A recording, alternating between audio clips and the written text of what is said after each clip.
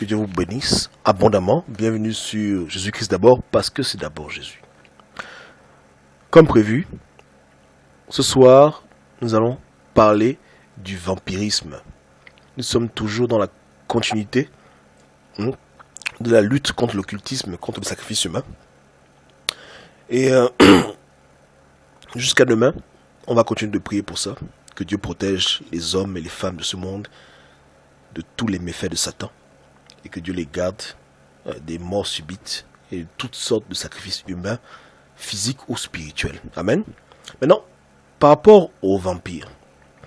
Comme vous le savez, un vampire est un être qui a une apparence humaine et qui se nourrit du sang humain ou même de la chair humaine. Dans les films de fiction, on en voit beaucoup.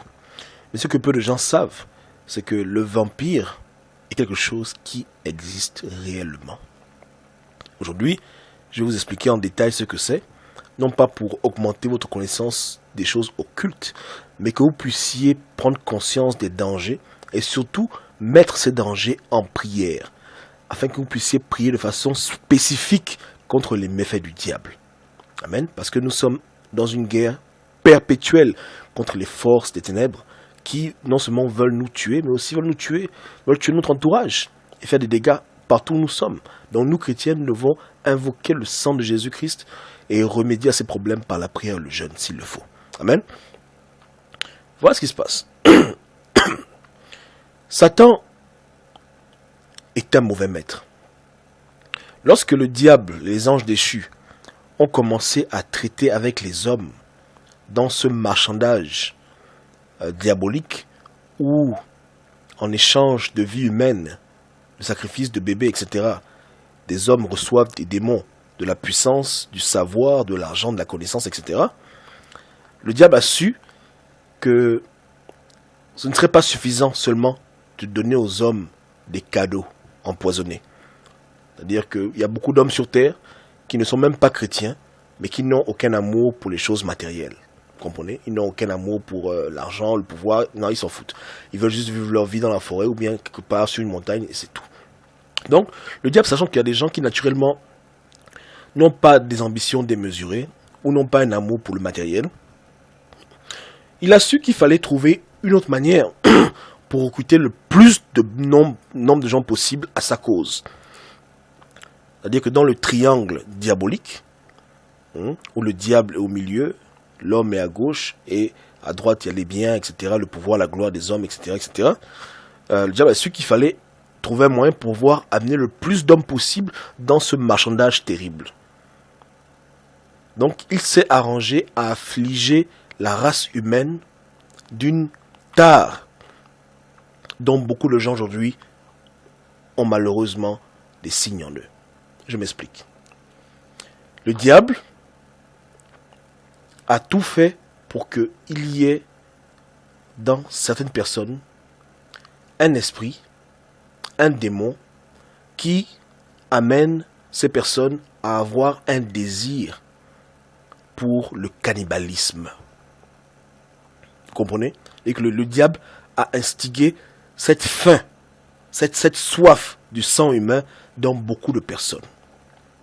Pour justement obliger ces personnes à continuer à faire du mal, même quand ils ne veulent pas. La faim les attrape et à cause de cette faim qu'ils n'arrivent pas à maîtriser, ils vont faire du mal. Vous comprenez?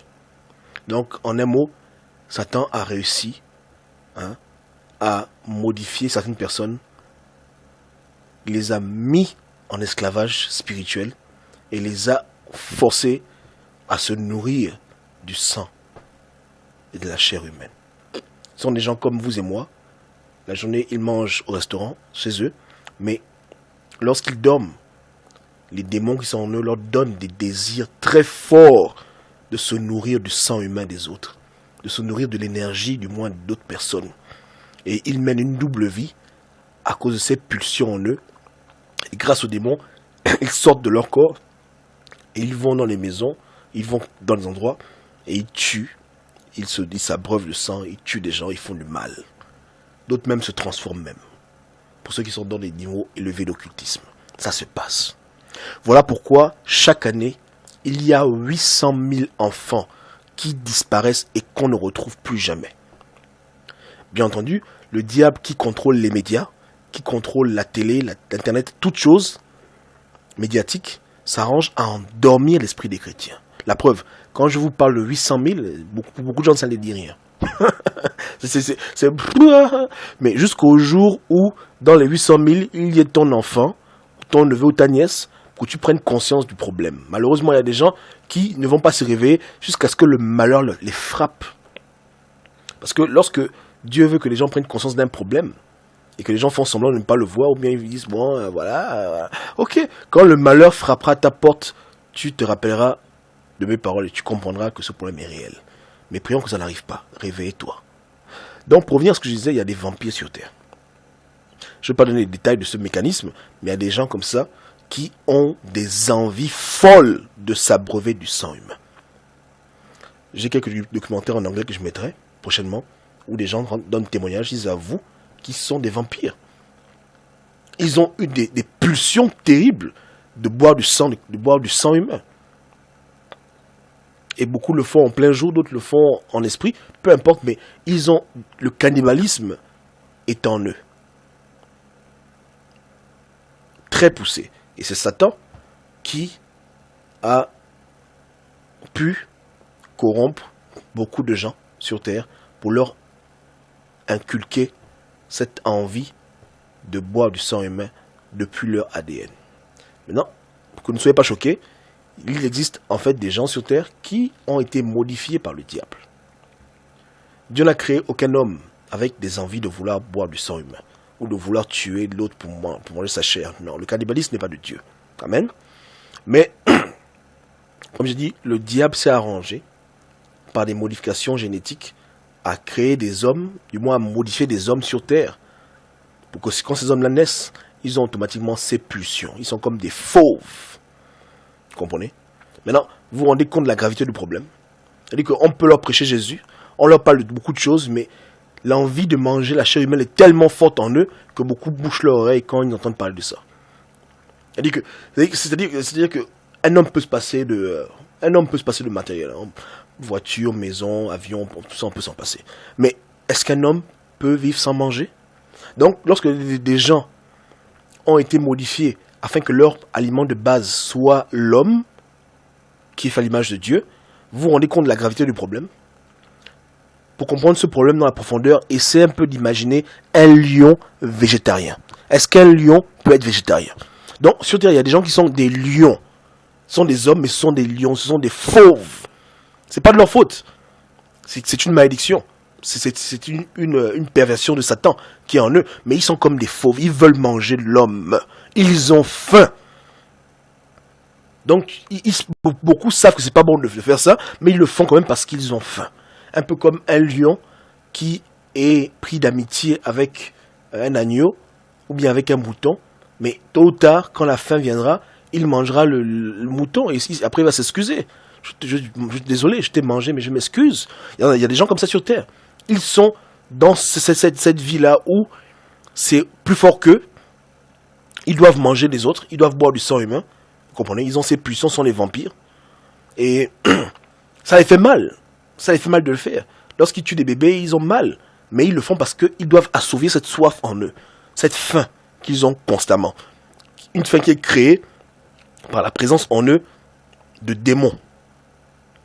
Des démons qui ont été facilités par des modifications génétiques. On en parlera. Amen. Donc, la race de vampires existe. Ce sont des hommes qui sont affligés de ce malheur. Mais Dieu merci que en Christ de Nazareth, nous avons toutes les solutions. Voilà pourquoi je parle maintenant à tous ceux qui sont vampires. Jésus-Christ t'aime. Et sache qu'il existe une solution, il existe un remède à ta maladie. Un remède que malheureusement le diable a tout fait pour étouffer. Avec beaucoup de gens corrompus dans les églises, ils ont tout fait pour étouffer le remède contre le vampire. Contre ces gens qui souffrent parce qu'ils sont affligés par le cannibalisme. En effet, il existe un remède. Un remède. Et ce remède-là, c'est Christ de Nazareth. Et voilà pourquoi le Christ de Nazareth a demandé aux disciples de commémorer sa mort en mangeant le pain qui représente, qui est même par la foi son corps, et de boire le vin qui est son sang. La vérité que beaucoup de gens ne savent pas, c'est que Jésus-Christ savait qu'il y avait des gens parmi lui, dans son entourage, qui étaient affligés par ce mal. En particulier les pharisiens et beaucoup d'autres gens qui étaient affligés par ce mal, où ils faisaient de l'occultisme, non pas parce qu'ils voulaient, mais parce qu'ils étaient obligés pour assouvir leurs besoins nutritifs. Parce que le diable les avait rendus dépendants de l'homme, comme les démons le sont aussi. Vous comprenez? Pour pouvoir les asservir mieux, ils les ont rendus dépendants, un peu comme quelqu'un qui vend de la drogue, et son patron l'oblige à devenir lui-même drogué, pour qu'il soit toujours en train de vendre de la drogue, pour avoir de la drogue lui-même. Un piège. Donc le Christ leur disait, écoutez, au lieu de manger des gens vampires, de boire du sang, faire du cannibalisme, mangez mon corps, buvez mon sang, et vous aurez la vie. Lorsqu'il disait que celui qui boit mon sang et qui mange ma chair n'aura plus faim, le Christ parlait sur deux niveaux. Il parlait de la faim normale, dans ce sens que le corps du Christ donne la vie éternelle, mais aussi à ceux qui sont adeptes du cannibalisme, que vous n'aurez plus besoin de faire ce genre de choses. En mangeant le corps du Christ, en buvant son sang, les démons qui sont en vous seront anéantis, ils s'en iront, et vous serez libérés de cette faim. En un mot, le corps du Christ et le sang du Christ sont les remèdes contre le vampirisme. C'est ça le remède.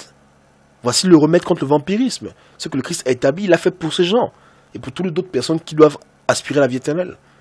Comprenez? On reviendra sur le cas de Jésus-Christ, et vous verrez à la lumière de ce que je vous dis maintenant, comment les évangiles auront une autre tournure.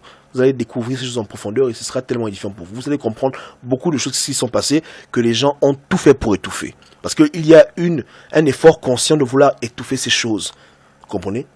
Parce que les vampires sont puissants sur terre. Beaucoup de gens sont passés de victimes à persécuteurs. C'est qu'ils prennent plaisir maintenant à manger les bébés, à boire du sang humain. Donc ils ne veulent pas justement que leurs frères vampires qui sont fatigués de cette vie puissent se rendre compte qu'il y a un remède à leurs problèmes. Et au niveau de l'évangile, les gens se sont arrangés à ne pas vouloir exposer les vérités spirituelles de l'évangile. On reste en surface, on peut Jésus-Christ vous aime, alléluia. Mais les vrais problèmes que Jésus-Christ a abordés, les gens ne veulent même pas en parler. La preuve, comme le fond de ton église, le pasteur te parle de l'occultisme, te parle de sacrifice humain. C'est rare, non? Vous comprenez? Parce que c'est fait exprès. Vous comprenez? Consciemment ou inconsciemment, le diable ne veut pas que les chrétiens soient au courant de ces choses. Parce que le diable ne veut pas que les chrétiens prient contre ces choses. Et que les chrétiens aident les vampires à pouvoir guérir de leur maladie. Vous comprenez? Satan a fait beaucoup de choses dans la race humaine. Il a perdu la race humaine, non pas seulement de façon subjective avec des tentations, mais il a fait tout pour les pervertir jusqu'à leur ADN, jusqu'à leur sang. Vous comprenez? Jusqu'à leur sang. Et c'est à cause de ça que beaucoup de gens disent que le Satan a couché avec l'Adam, mais Satan n'a pas couché avec Ève. Mais il y a eu des modifications sur le genre humain. Beaucoup de gens qui naissent aujourd'hui, ils ont des pulsions homosexuelles. Ne pensez pas que c'est parce qu'ils veulent. Vous comprenez? Depuis leur création même, le péché. Quand on parle du péché, c'est tout ça, ça englobe tout ça. Ça englobe l'influence du diable sur l'homme depuis sa naissance. Influence spirituelle, influence génétique. Et pour le cas des vampires, c'est les deux. Amen. Donc on va relire les évangiles, ligne par ligne, et vous verrez vous-même, à la lumière de ce qu'on dit maintenant, qu'il y a des vérités profondes qu'il faut saisir afin de pouvoir prier de façon correcte. Ce qui est triste avec le vampire, le combat spirituel, tout ce qu'on dit maintenant, c'est que pour les incrédules, comme je dis, c'est dommage que c'est lorsque le malheur te frappe que tu prennes conscience que le mal existe. Il y a des femmes qui n'ont jamais cru au viol jusqu'au jour où elles se sont fait violer. Il y a des parents qui n'ont jamais cru que des gens pouvaient kidnapper leur enfant et les tuer jusqu'à ce que leurs enfants se sont fait kidnapper.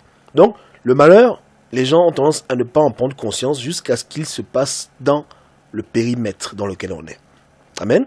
Mais je ne veux pas que vous soyez de ceux qui sont dans les statistiques. Je veux que vous puissiez prier et être au courant de ces choses et les soumettre à Dieu afin de pouvoir éviter le malheur dans votre famille et surtout dans votre entourage et partout où vous allez, pour pouvoir dire aux gens de faire attention et de prier par rapport à ces choses. Amen. Donc, soyez bénis et que Dieu vous garde.